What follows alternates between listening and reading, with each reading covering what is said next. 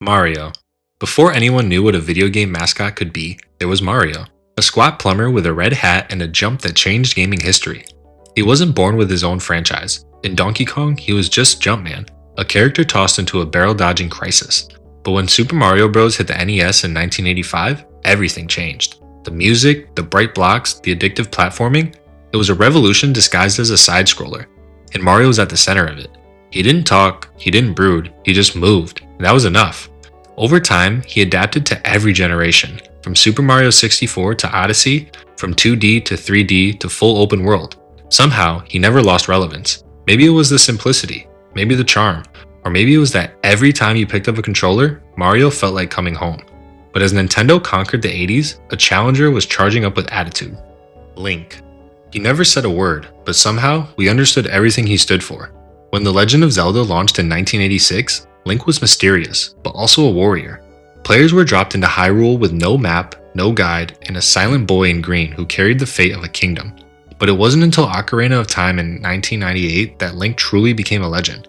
That game turned exploration into emotion. Time travel, heartbreak, courage, all delivered through a protagonist who never spoke. And maybe that was the magic. Link wasn't telling his story, you were. Every sword swing, every puzzle solved, every boss conquered felt personal.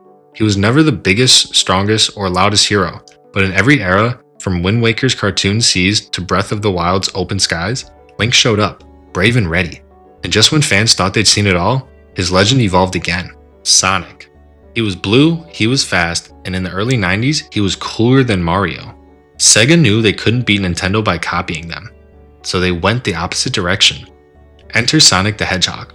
Spiky hair, foot taps, and a speed-focused design that felt rebellious.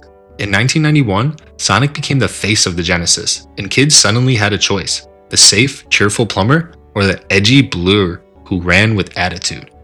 Sega's marketing leaned into the rivalry. Sonic was for the next generation, a character who broke the screen with his momentum. But it wasn't just branding, fans fell in love with him. His games felt faster, flashier, riskier. And despite a roller coaster of ups and downs in later years, Sonic's legacy stayed intact. From Sonic Adventure to Sonic Mania, fans kept coming back. Why? Because deep down, Sonic represented freedom, a rush of adrenaline and rebellion. Lara Croft. In 1996, gaming met a new kind of hero, one who didn't need rescuing. Lara Croft, the British archaeologist from Tomb Raider, shattered expectation. She wasn't a side character, a background figure, or someone waiting on a prince. She was the adventure. Armed with dual pistols and an unmatched sense of confidence, Lara explored ancient ruins, solved deadly puzzles, and fought off everything from mercenaries to mythic beasts. But beyond the action, her presence meant something more. For the first time, a major franchise was led by a woman, and she wasn't defined by romance or vulnerability. She was clever, bold, and completely in control. Yes, early versions of Lara were shaped by 90s marketing and exaggeration, but over time, her character evolved.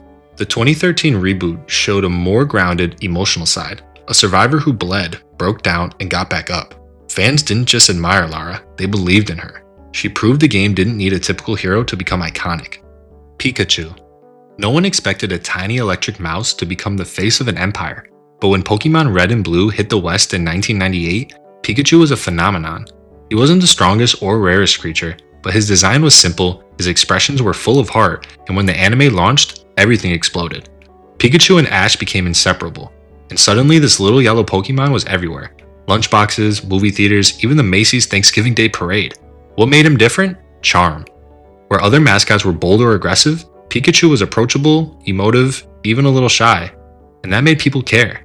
Kids saw him as a friend, parents saw him as harmless, and gamers of all ages grew up with him.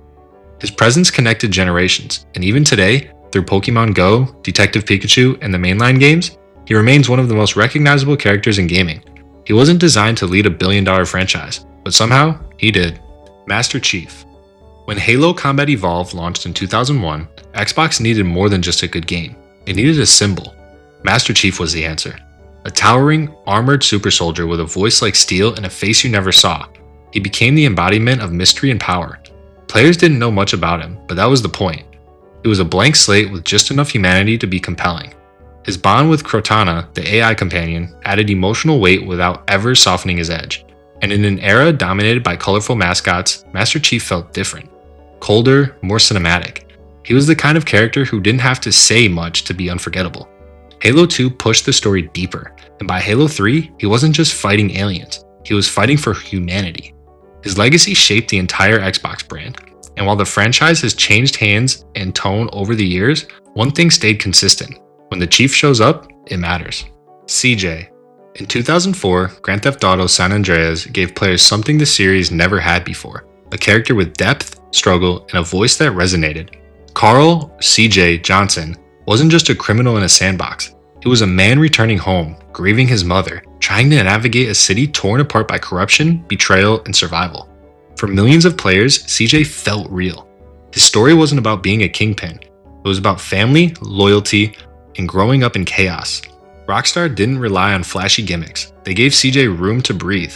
His dialogue was sharp, his humor cut deep, and his evolution was earned. And for the first time, a major open-world game centered a black protagonist whose world wasn't a caricature. It was layered, painful, and unforgettable. Players quoted him, modded him into other games, and kept his legacy alive long after the credits rolled. CJ wasn't designed to be iconic, but he became one of gaming's most enduring voices. Gordon Freeman. In Half-Life, you don't play as a soldier or a chosen one. You're Gordon Freeman, a theoretical physicist in the wrong place at the worst possible time. No dialogue, no cutscenes showing emotion, just you, a crowbar, and a disaster unraveling in real time. What made Gordon iconic wasn't just the game's innovation, it was how you became him. Valve stripped away the separation between player and character. No voice, no interruptions, just first-person immersion. Yet somehow, Gordon became a legend. Fans projected thoughts, motives, even personality onto him. By Half-Life 2, he was leading a revolution. Alex talked to him like an old friend. The world responded to him like a savior, and still, he never spoke a word. Few characters in gaming history have said less and meant more. Gordon Freeman proved that silence could be powerful, that the most unforgettable protagonists don't always need a voice to leave a mark. Kratos. When God of War debuted in 2005, Kratos was pure fury, a brutal force driven by vengeance, tearing through gods with rage and chaos. He was iconic for his ferocity, but not exactly beloved. That changed in 2018. In the rebooted God of War, Kratos resurfaced, older, quieter, scarred not just on the outside, but within. This time, he wasn't just slaying monsters, he was raising a son. Players who once admired him for his strength now saw his vulnerability. Every grunt, every hesitant word carried weight. He didn't want to repeat the mistakes of his past, but didn't know how to stop the cycle. That conflict, strength versus restraint, rage versus redemption, transformed Kratos from a symbol of anger to a layered human character. Fans cried with him, grew with him, and redefined what a video game protagonist could be. Once known as purely a god killer, he was now a father trying to be better. Arthur Morgan. Arthur Morgan didn't arrive with the flash of a mascot or the legacy of a franchise. When Red Dead Redemption 2 launched in 2018, no one expected its lead character to become one of the most beloved figures in gaming. But Arthur wasn't like other protagonists. He was complicated. Loyal, brutal, kind, lost.